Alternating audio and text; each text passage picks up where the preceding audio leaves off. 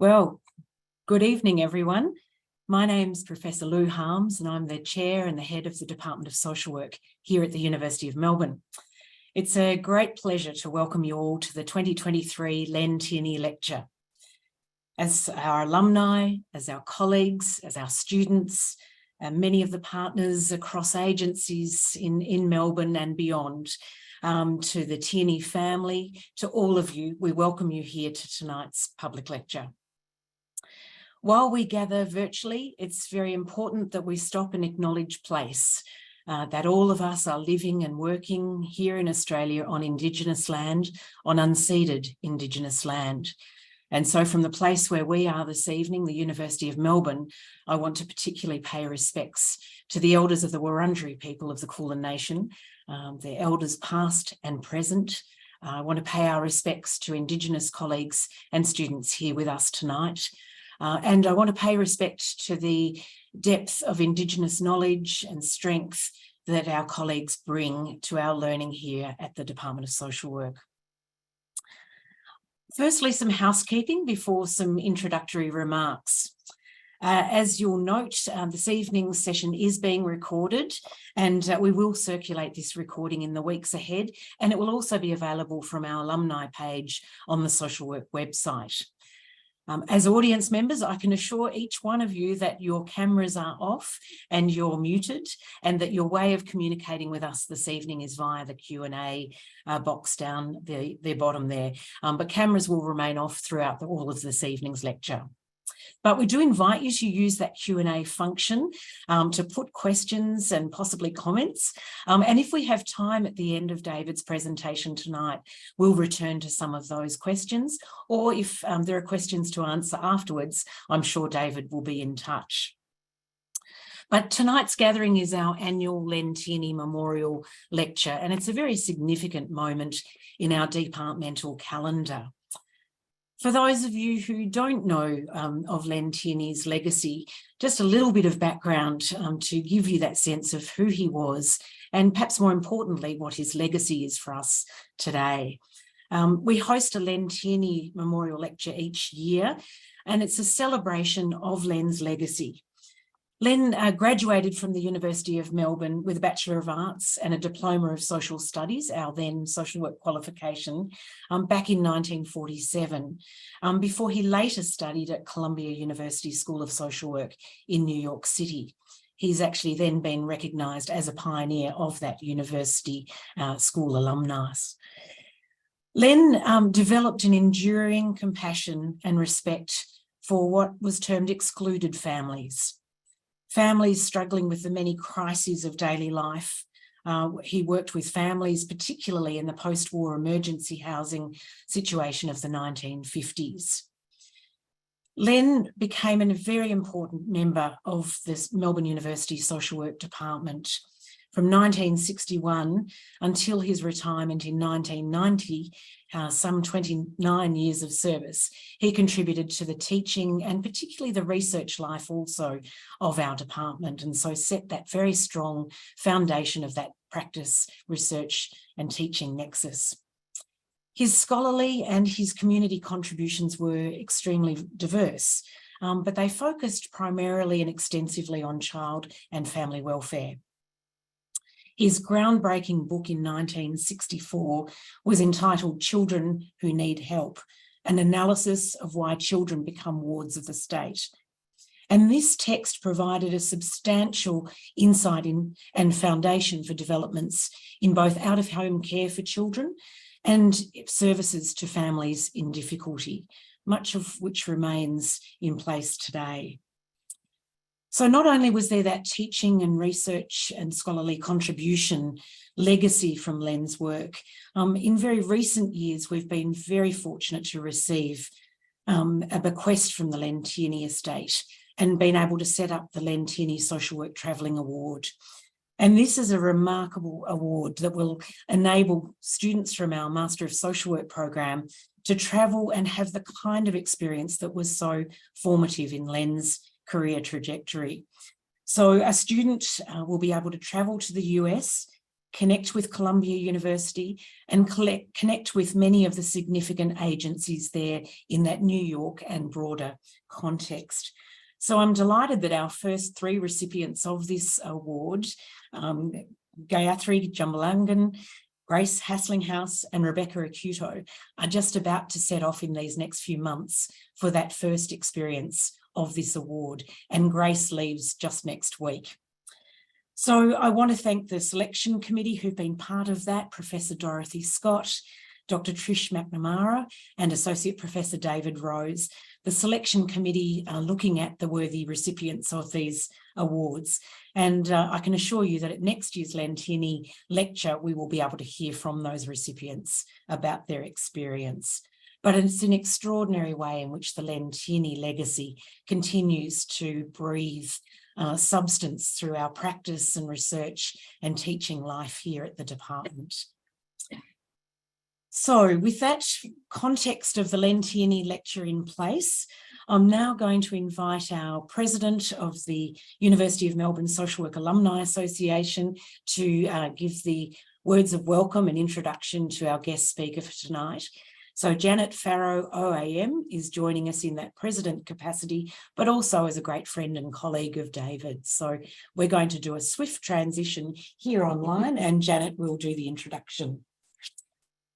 Thank you very much, Lou. It is my absolute pleasure, if not delight, to introduce David Rose to give the Len Tierney Lecture this year. Associate Professor David Rose is Deputy Head and Director of Learning and Teaching in the Department of Social Work at the University of Melbourne.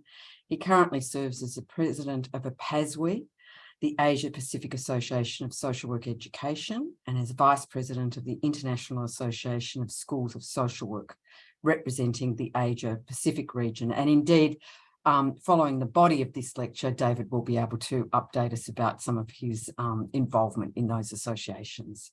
David's research, teaching and practice interests include law and professional ethics, program design and evaluation, children and families across borders in the international context, forensic mental health, trauma and resilience, family violence, social work education and international social work. I invite David to give the 2023 Len Tierney Memorial Lecture and to reflect on his career pathway in his lecture entitled Understanding the Voices of Young People in International Kinship Care, an Australian Perspective. David.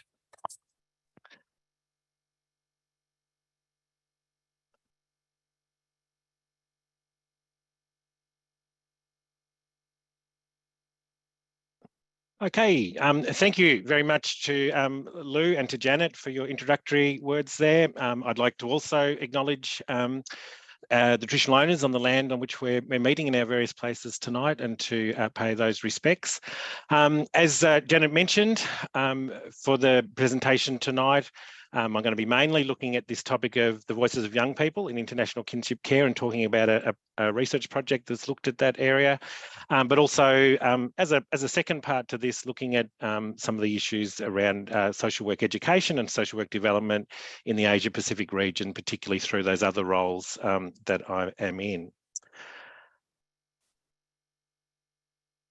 I'd also, building from the words of Lou there, like to just acknowledge the honour it is to do this Len Tierney Lecture.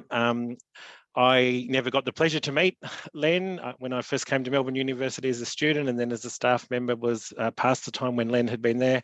But Len was also everywhere within the department. His legacy was so significant. And most recently, as Lou mentioned, it's been wonderful to be part of the Len Tierney Travelling Award and looking at the first recipients of that award going off to the US very soon. And so just like to acknowledge that. Certainly also the real focus of Len's work around families and children, a theme within both of the areas that I'll look at tonight, both obviously within the international kinship care, but also, in fact, when we look at the development of social work practice across the Asia Pacific region, that's largely being driven through the need for social work services focused around children and families. So I think I'm very much linked to some of that legacy and interest of Len as he was. So to start with, really the first part of my presentation, looking at international kinship care. This takes place within the context of the mass movements of people globally that we know is happening all the time, and that can be both through planned migration and also quite often through forced displacement, through war and conflict, poverty, all of those different factors that can cause people to move. And so when we look at the research around this, there's unprecedented levels of the mass movement of peoples around the world for those various regions, also from due to climate change and those sorts of issues. So what we know with that is, of course, then that also involves children moving across borders. And so a lot of that work that actually takes place is children through informal arrangements where they may well go and live with relatives. The term international kinship care, though, has been defined as where those arrangements are arranged in some sort of way through some sort of formal process, and it involves the children or young people migrating to another country to be looked after by close relatives. There's really limited research and literature base around this. Most of the research that's been done around the world has tried to look at some of the informal arrangements, which particularly happens in countries that have borders with other countries where it's very easy to move across those borders. And so we see informal kinship care arrangements taking place, just like we know within the Australian context, there's a lot of informal kinship care takes place as well. Within Australia, there's been a sort of a key strand of research that's really come out of International Social Services, so ISS here in Australia, and that's the research that we have been also involved with in the later years. So a program from around 2010 trying to look at some of the issues for international kinship care in the Australian context, and particularly a special part of that which is called the Orphan Relative Visa, and I'll go into what that is about in a moment. So the Orphan Relative Visa is a visa that Australia grants to children and young people. And this is the particular element of international kinship care that I'll be looking at in this presentation and that we've looked at through this research. And so this is part of Australia's family migration stream. It allows a child or young person whose parents have died or unable to care for them to come to Australia to live with a relative. And the name sort of suggests, if we think about our common understanding of orphan, that both of their parents would have died, or in that sort of situation. In fact, we know quite a lot of the young people who come with an orphan relative visa to Australia, their parents haven't died. It may well be that their parents have been unable to care for them. Their parents have been dislocated through war or some other issue like that, some other conflict. And for some reason, they're not able to then care for them, because very early on in this research, when we started to look at people who were in here in Australia already on orphan relative visas, we'd often hear them also then talking about a parent somewhere back at what they would call home in their home country. And so the orphan relative can certainly have quite a broad meaning as to who it is. It is a permanent visa, which allows the child or young person to live in Australia indefinitely. And there's two subclasses of it, subclass 117, which is for offshore applicants, and subclass 837, which is for onshore applicants, where under some other sort of visa arrangement, the child or young person is already within Australia. The vast majority of these visas that are granted, though, are within the first one, where it's an offshore application to come to Australia. If we look at how many people, it's not necessarily a massive number of young people that come to Australia on this visa, but it's certainly a substantial number. So from 2000 to 2019, there's been 4,907 children or young people come to Australia under this visa. As you can see from this graph here, this is for the last 10 years up to 2019. That can vary anywhere from, as it was there in 2010, about 560 young people coming to Australia, through to 2019, where it was getting down to more like 120. Over the previous couple of decades, that's gone up and down, often we think linked to government policy around migration and those sorts of things. Of course, we only have data up till 2019, because what happened then as we know, over the subsequent couple of years, was the pandemic, and the numbers of children and young people coming under the visa went massively down during that time because of the restrictions on travel. So that's why we're only in this, have looked to data through to 2019, when it was under the current program. So the profile of young people on orphan relative visas. In 2019, 53 of the visa 117 holders who migrated to Australia came to Victoria, and Victoria is one of the major destinations for young people, and that's can obviously be related to who and which relatives are already here in Victoria. So of that group in 2019, the 3 primary countries of origin were Afghanistan, Ethiopia and Saudi Arabia. But as you can see, also 1 or 2 children from a range of other different countries. And so it's part of this research have tracked over the last couple of decades through the settlement database that is available to look at the profile of people coming through. And what we certainly can see from that is that where the most children and young people come from often follow areas of conflict and that over that period of time. So there's usually the biggest number of peoples will be coming from areas where either there's been conflict or some other disasters, droughts, etc., that will be driving those ones. But there's also sometimes children and young people who'll be coming from the UK, from the US, etc., under this same sort of arrangement as well. 29 female, 24 male, age on arrival, 18 to 24 was where most, 26 of the young people, 12 to 15 years were 12 young people, and 6 to 11 years were 8 of the young people. What's important to recognise with this is that if you look on the border security website at the moment, these type of visas take anywhere from up to 3 to 4 years to come through. They sometimes come through quicker than that. But in fact, what actually happens quite often is, for example, a teenager, that's when the application will be made. They may well be over 18 by the time, if the visa is granted, that they actually get to come to Australia. It can actually be 2, 3 or 4 years on from when the visa application has actually been made, but they still are able to then come under this particular visa.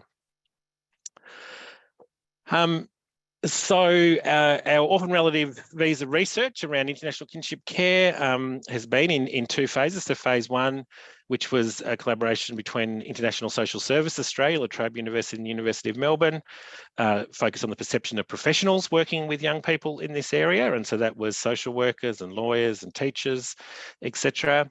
And then phase 2, which is the main focus of what we'll be looking at here tonight, is particularly looking at the perceptions of the young people who've come to Australia on orphan relative visas. So it's a qualitative study looking at their perceptions around what has been their experiences through that process. That's been a project in collaboration with the Centre for Multicultural Youth and La Trobe University. And just to mention, as we've said with this, the other key partner in this research was Dr. Klaus Sir from La Trobe University and earlier on from International Social Service. So I really want to acknowledge he has been the other co-researcher in all of this work. Has now retired from La Trobe, but certainly, you know, a real driver from originally when we developed the partnership with International Social Service to do this actual research. So just to summarise some of the key points from the professionals research, as I said, the main focus is for tonight is more on the other second phase of the research. But really what we got from that research was that the challenges and needs experienced by orphan relative young people and their relatives' cares were very similar to some of the other issues that get talked about in kinship care arrangements generally, but that there was a whole overlay with this which came from the international migration component of this, so that the young people having to, usually on their own, migrate, come to Australia, and then sort of move in with a family where they then had to adapt to both that family, which is often obviously their extended relatives, but quite often they may not even know those relatives very well. They could be extended aunties, uncles that had moved to Australia quite a few years previously. So getting used to that family, but also the whole cultural change of coming to live in Australia. What was also really clear from that is that the young people on these visas have often frequently experienced very significant trauma histories from the war and conflict or separation from family within their own home countries. And then a lot of, I guess, views around these professionals, because it's interesting for this type of visa, and this is where I know the original International Social Service interest in researching this area came from, is in that it's a formalised arrangement in the sense that a visa is applied for and the Australian government approves that visa and allows the young person to come. The whole sort of checking that gets done for that visa is really just about other visa requirements being met. and is there going to be somebody, extended relatives or family here in Australia, that can then be essentially the sponsor family for that young person. There is no other assessment that's made about the suitability of that placement, or whether that's going to be a good thing for the young person necessarily to come into that area. What our research with the professionals showed was there was then quite varied views about whether that was a good or bad thing. And so often, I think, particularly social work, people were saying there should be some sort of assessment, some risk assessment around whether this is a good arrangement to have. Others would be arguing that often the young people and their families and their host families here in Australia were in such difficult circumstances that it should be a much more of a support-focused intervention rather than a risk assessment focus. So that's a real key tension that runs through this work. As it continues on to today, it is still largely just the visa requirements that get assessed. There's no other sort of formal support or assessment process that gets put in place for these type of arrangements. So what I'll mainly focus on tonight, then the young people, and this was in the phase 2 of this research. The overall aim was to better understand their needs and experiences from their own perspective. In-depth interviews with 16 young people who were recruited via CMY. And these interviews focused on their experience of the migration process and settlement in Australia, what they saw as the needs and support requirements for that, and their views on the current process for granting orphan relative visas and what had been their experience of having that. The participants for this research were aged between 16 and 28, so remembering some of these were a few years on from when they had arrived, as we can see there, between 11 and 21 years on arrival, so it was partly also retrospective looking back at their experiences. 4 male and 12 female, particularly, and this is related to the key young people that CMY are working with. All of the ones that were in this actual research had their home country had been either Ethiopia or Somalia. So just to say, this was a qualitative study, and we've titled this tonight The Voices of Young People. But obviously in a very short presentation, it's very hard to bring across a lot of those voices. So we will touch on some of the key things in a moment, but just to say this phase 2 has been written up in this book, The Voices of Young People in International Kinship Care, which is available from Australian Scholarly Publishing, and obviously then has much more depth around what the actual young people said is part of this research project. And that's that book there, co-done with Dr. Klaus Sir. So though, just as a snapshot of what some of the issues and things the young people spoke to us about. So issues affecting young people, I'll give you just a moment to read that.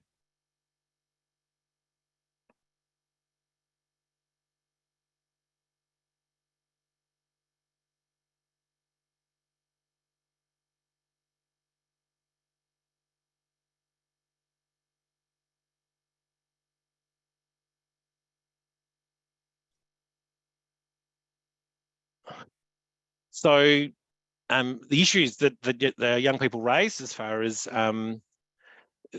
their whole experience of coming under an orphan relative visa were really around the 3 key phases we saw from the couple of quotes there. So the whole thing was around initially the arrival within the Australian context and what sort of happened through that.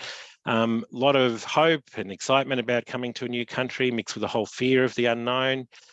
Dealing with unrealistic expectations. So lots of our participants spoke about their thoughts around what Australia was going to be like had been from seeing movies or things like that, thinking it was going to be beautiful weather, and then they got to Melbourne and it turned out to be really cold because they arrived in winter.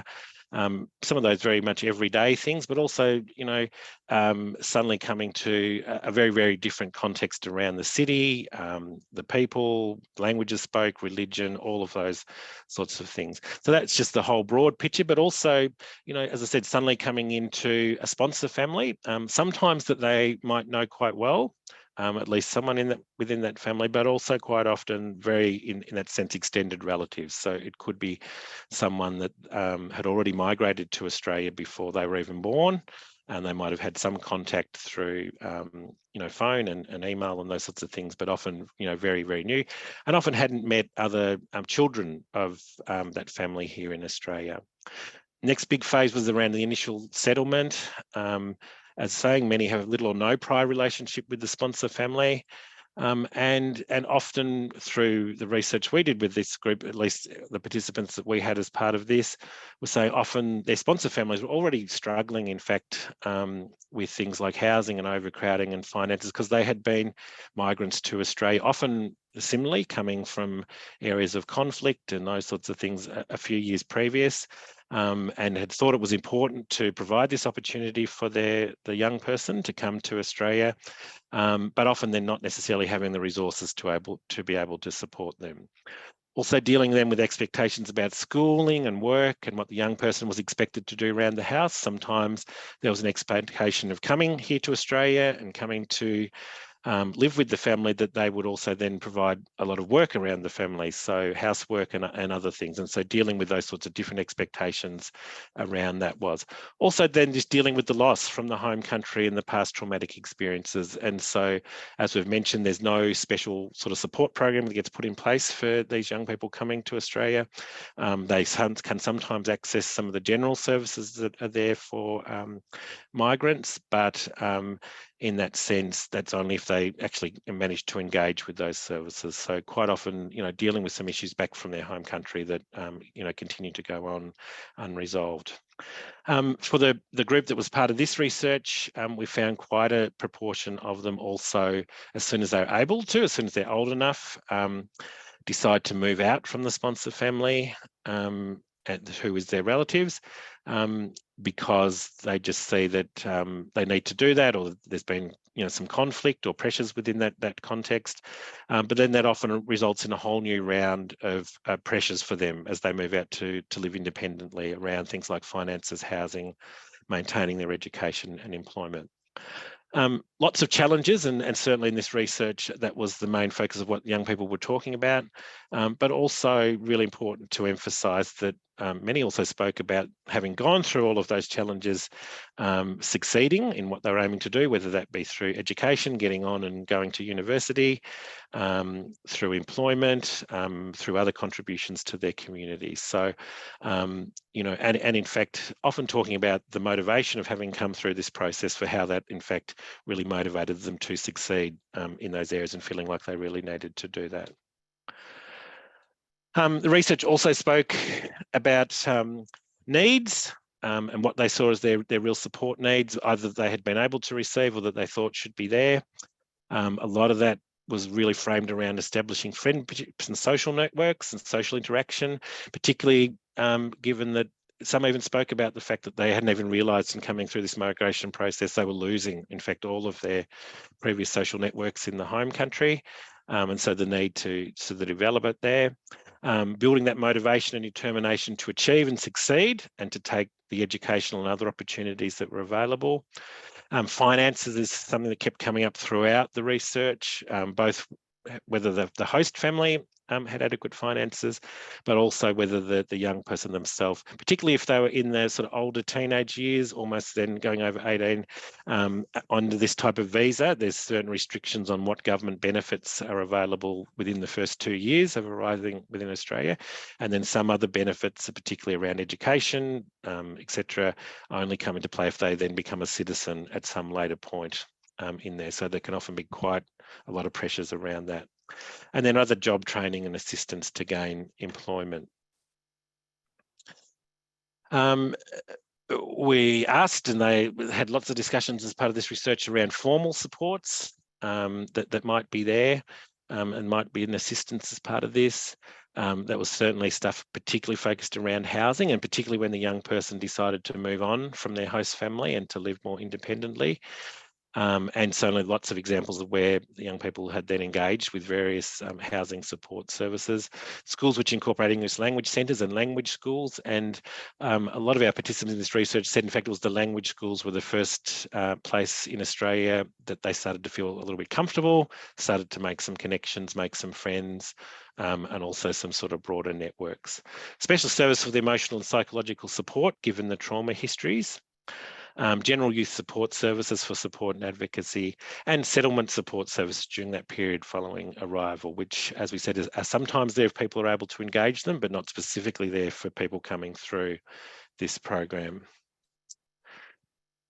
And finally, system improvements. We asked our participants around their views on this process. It's a rather unique and strange way to come to Australia through this particular, on their own, on this particular visa. They actually had very limited views on what should be different about the visa process. They were often aware that it had taken a very long time to get approved and for that process to be able to happen. It's interesting that since we've been doing this research here in Australia, there's also been an academic in Ethiopia doing some research around the perceptions of young people before they come to Australia on this type of visa. And that's also found, in fact, quite often not having a very much of an understanding at all around what this was going to be like or what was waiting for them at the end of that initial migration process to Australia. So very limited views on that. What was really, really strongly coming through was just the whole idea around the available levels of support during this phase when young people first get here to Australia, and the fact that a lot of benefits are not available to them. And then lots of thoughts around services and supports that might be there to address the interrelated difficulties that they may have in their host families. And when they move on to live independently. But once again, a very, very strong focus on that around saying the need for support services rather than the more risk-focused assessment services that could possibly be put in place there as well. So that's been a really quick run through of some of the things coming from that. From the perspective of young people in this study, we found that migration to Australia to live with a relative provides substantial opportunities, but also a lot of challenges. The young people were often very grateful to the relatives that had sponsored them and realised that had been a really significant thing for them, but also that recognise there's often conflict and tension of having just been thrown in that sense into a family context that was already here established, and lots of different stresses that really can come from that and practical difficulties in their living situation. That there's a need for specific and general support services for this group and their sponsor families, particularly during that initial phase of the transition to independent living. But also really importantly that, as I've already mentioned, in the face of really substantial challenges, that how many of the young people, and it's actually in the book where we've got on this, you can see some of those pathways for people where they've been through a lot of challenges in that settlement period, but then gone on to really achieve in education and employment over the subsequent years as they have come to Australia. That's that piece of research. A final phase that we're looking to potentially do on that is obviously the missing part of that at the moment now is to do some research with the actual host families, and a lot of what have been the issues for them have come through from these other phases of this research, but really to also bring that element and perspective into this picture around, you know, this particular little group that come through these international kinship share arrangements. So that's that part of the presentation for tonight. The final part, I'm just going to run through briefly for 10 minutes or so, is then really drawing on the roles I have with these international social work bodies, and then particularly, I guess, a really, really quick overview of what some of the key issues are around social work education and practice within the Asia Pacific region. So who's who within all of this area? We hear these different international social work bodies floating around. It can sometimes be a little bit unclear as to which is which and who's who. So the Asian and Pacific Association for Social Work Education, APASWE, is the regional body for our region here. That's essentially a peak body for social work education. And that's the body I'm the president for the last year and a half, and for another 3 years going on. The International Association of Schools of Social Work is then the global peak body for social work education, and I'm a vice president of that organisation representing the Asia Pacific region, which comes through that being the president of APASWE. Just to say, they're the two, both at regional and global level, social work education bodies. We also obviously have the IASSW, so the International Federation of Social Work, which is essentially the global body that all of the national practitioner bodies are a member of. So in Australia, the APASWE is our Australian representative on the International Federation of Social Work. There is also an IASSW Asia Pacific that we do a lot of work with as APASWE. And then a third body, the International Council of Social Welfare, which tends to have a much more social development focus, but also strongly linked to social work. So those three global bodies, IA and IFSW and ICSW, are often seen as the three bodies that are involved in various global initiatives, etc., around social work, and APASWE being obviously the regional body. And so it'll be particularly more around APASWE in our region that I'll briefly talk about tonight. APASWE itself, the region we cover is vast and very varied. So it's everything from, we have members in Fiji and over that way through up into China, Mongolia, all through the Asian countries, Japan, Korea, down into Thailand, Vietnam, all through there. And then in the other direction, we have members all the way over to Bangladesh, Sri Lanka, through into Iran, and increasingly up into those parts of the region as well. So it's a very, very vast region with many countries involved. And so, in fact, obviously to start with, there's a real limitation on being able to say what's the status of social work and social work education in that region, because it's massively different between different countries across a very, very vast region. What that role, though, involves as the president of APASWE, it tends to be lots of late night meetings at various strange hours of the night for time zones, and you soon find out in these roles that Melbourne's in a not particularly great time zone for meeting with either the rest of the Asian Pacific region or through into, particularly when we're looking at meetings around the whole global area. But a lot of this role is obviously as a peak body for the educators. So there's about 460 university members of APASWE across our region. And so a lot of that is around further developing social work education for the region, looking at conferences, looking at other events. And a lot of the role is obviously attending. This has been very different since COVID. It would have been attending in person. One of the real benefits out of the pandemic has been much, much greater use of obviously Zoom, like we're doing tonight. And so that role has changed very much. So frequently, like the picture here, we pop into meetings in different and conferences and events in different countries. This was one around new directions for social work education in Asia Pacific in Thailand. And you can see on one of the little blocks up there at the top. And so lots of talking and being part of these different things. And what we really start to get a picture from that is how social work education is developing across this very vast region. Just to mention the sort of global social work elements here. And so there's the global agenda for social work and development, which has been developed through a variety of bodies, including IFSW and IA. And so last year, the first theme of that was Ubuntu, the African concept, strengthening social solidarity and global connectedness. And our current year, they've moved on to a focus around the new eco-social world and leaving no one behind. And there'll be key themes under that agenda each year leading up to 2030, which are really all aimed at progressing towards this UN Sustainable Development Goals. And so being a guide for both social development, social work education around sort of key priority areas. Then really relevant to social work educators is the global standards for social work education and training, which is once again also a joint document that has been done from IA and from IFSW. And this took on the rather ambitious task to try and look at globally what is the sort of core elements of social work and social work education that can be sort of seen as a global standard, but at the same time, really recognising the importance of local versions of that, and how does it work in then locally, as well as, what are some of those core elements that are always social work. So you can probably imagine some of the tensions and conflicts in doing that. But after a lot of consultation around various parts of the world, those standards came into being in 2020.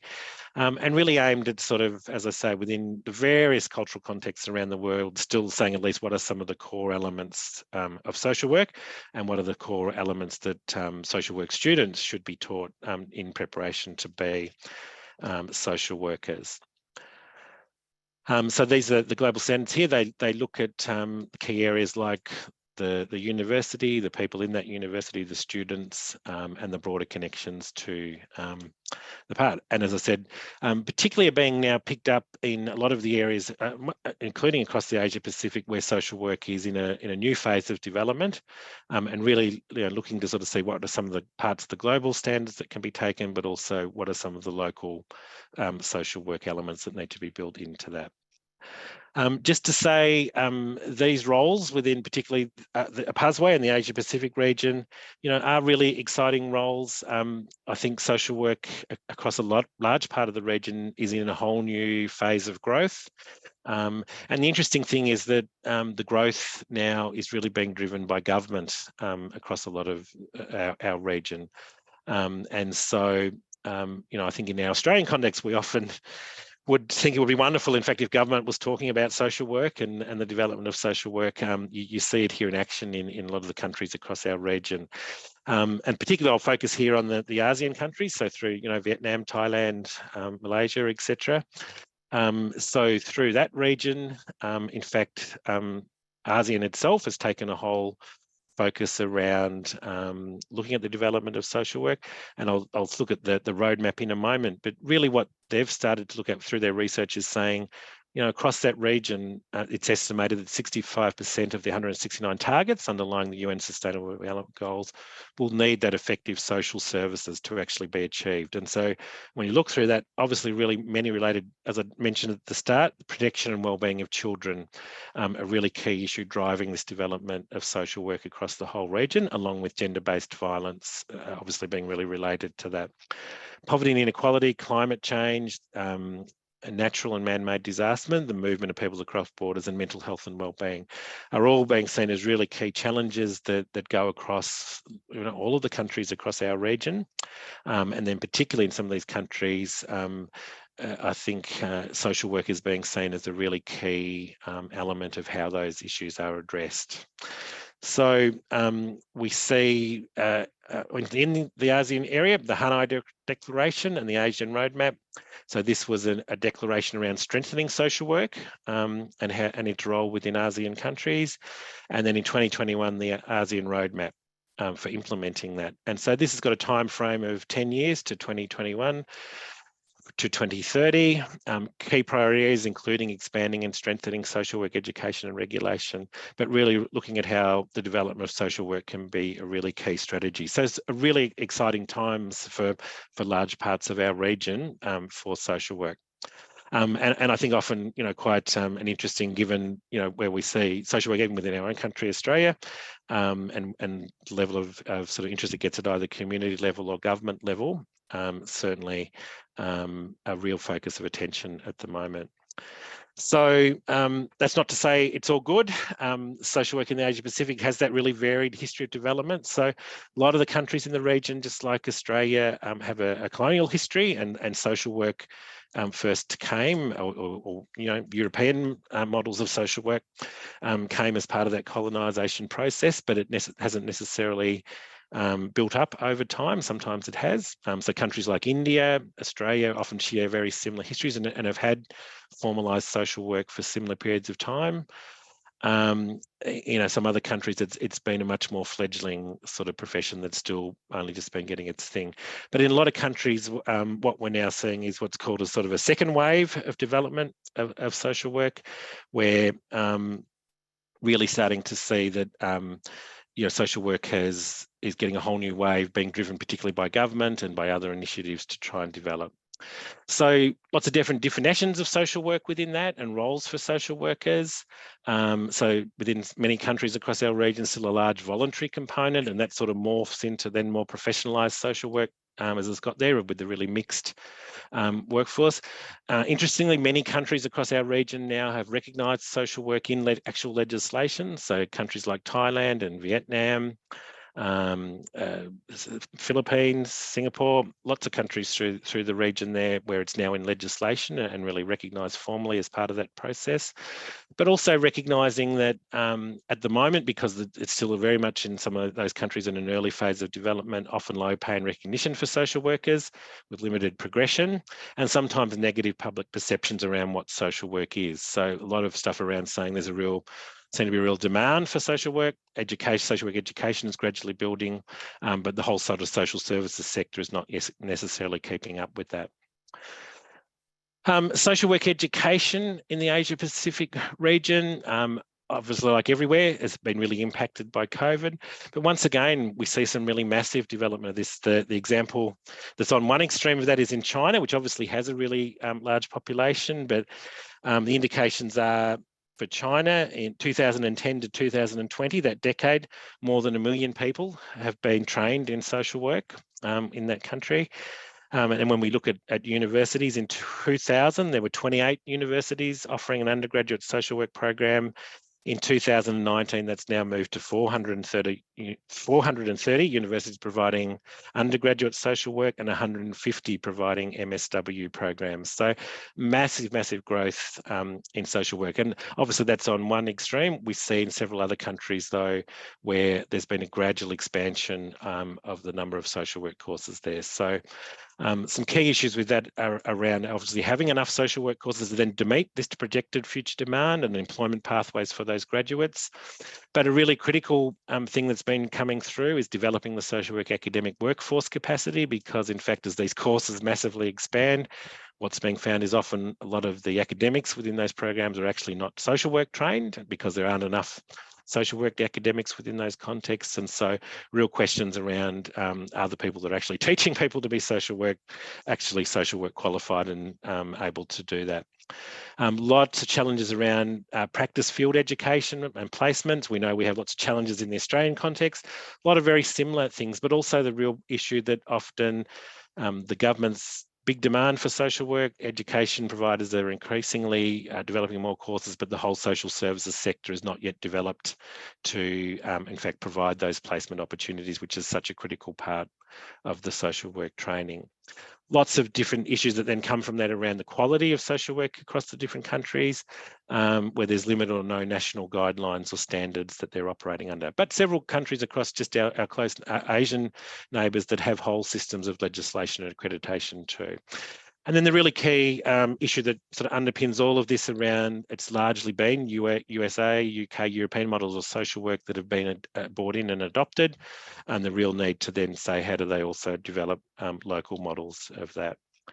So progressing social work education across the region, obviously real big opportunities. It's a really looking like an exciting time for future demand for social workers across our region. The global standards do provide some basis as to what should be in a social work course, but a lot of the discussion and dialogue is really around recognising that colonial context for the early development of social work and social work education.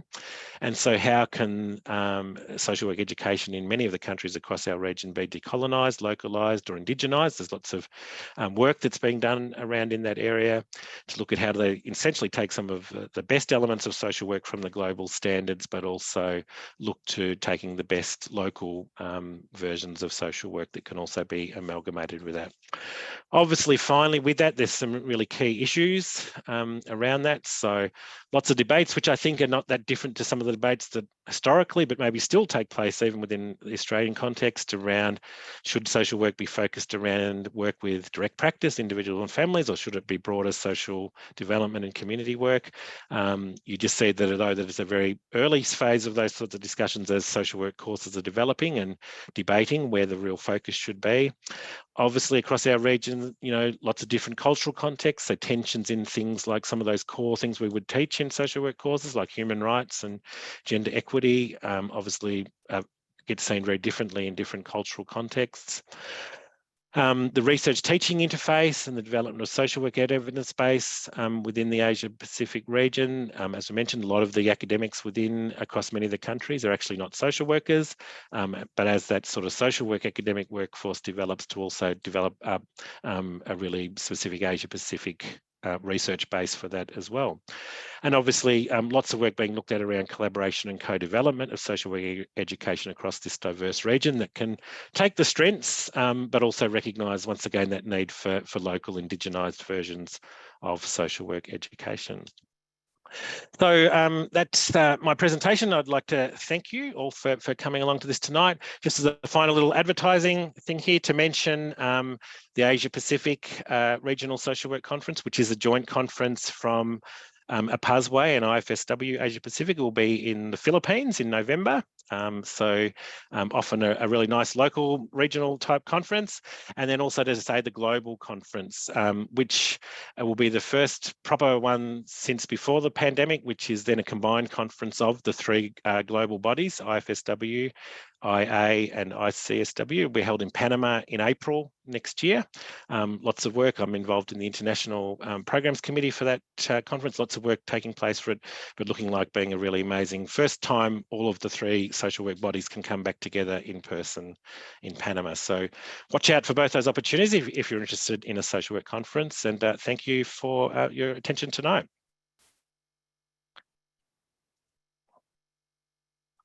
Thank you, David, and we'll do that more formally in a moment, but I could see there were lots of clapping hands and love hearts coming up on screen already in affirmation of what you've shared with us tonight. And I think it's been a terrific opportunity for you to not only talk about your research, but also that really important global context of practice and influence that you're engaged in. I think you're our most senior Australian academic in the international academic social work education space. So it's been terrific to hear around that. So we do have a few moments for questions. And I'm going to just turn to Philip Swain. Welcome, Philip, to your comment, really, that you may have a question that follows it, but thanks for a really interesting presentation. And the important issues for research. So I'm not sure if you wanted to pick up on anything with that, David, around the research, particularly in this latter context of social work education.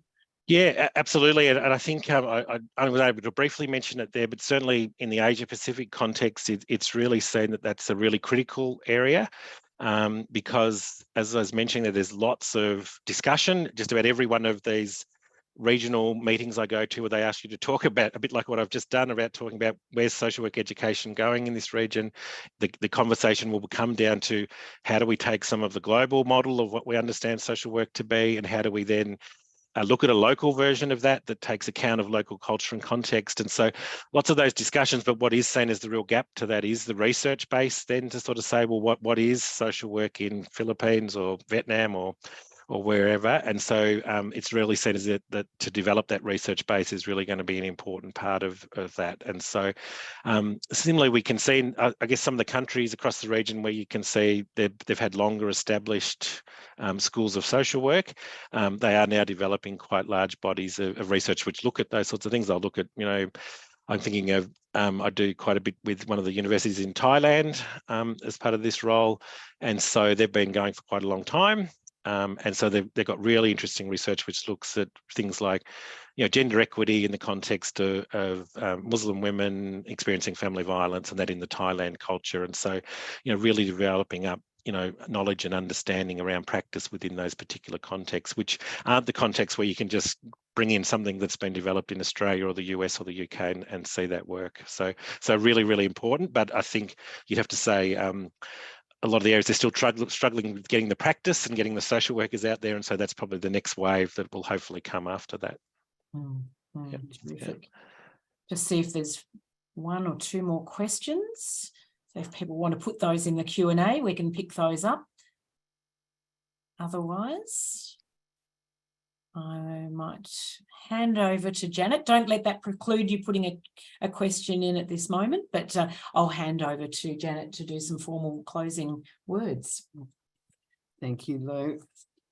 Well, look, firstly, thank you very much, David, for a fascinating lecture. It's so informative. And I have to say, when I was reading the book, as I was yesterday and today, I was really reminded of the whole settlement house movement and how perhaps we needed something similar because, it really spoke to our early origins, I thought, as well as the current issues. So it was just fascinating. And of course, the international involvements are really compelling and interesting, and so relevant to us in this region, which we often overlook, I think. I'd also like to thank Lou for her gracious introductory remarks, and of course the department for supporting this lecture. Behind the scenes, there are always people who make it all possible, and in this context, our thanks are due to James Jew and to Dr. David Gallant for all their support and help. We thank you, our audience, for coming tonight. We had a huge number of registrations. We know that not everyone who registers turns up, but they get a link and they get to see the lecture. So, and I'm sure as you know, all those love hearts and clapping hands spread, there'll be plenty of people joining this lecture remotely. So I want to also just remind you that there's in the chat function, you can update your details if you need to, so that we've got your current contact details. I'd also like to bring to your attention that we have, for those of you who don't know, we have a Facebook presence, very much due to the great work of Lucy Burnett and Bella Gadsden. And we also now have a LinkedIn presence. That is the Alumni Association I'm talking about.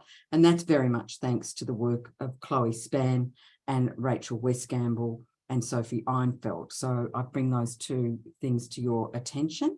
Our next event will be in the first quarter of next year, will be a morning tea.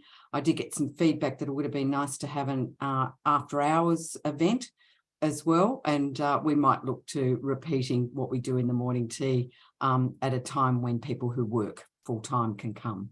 And I'm sure we'll have other plans as well, and always open to your suggestions. So with that, I close the 2023 Len Tierney Lecture. Thank you.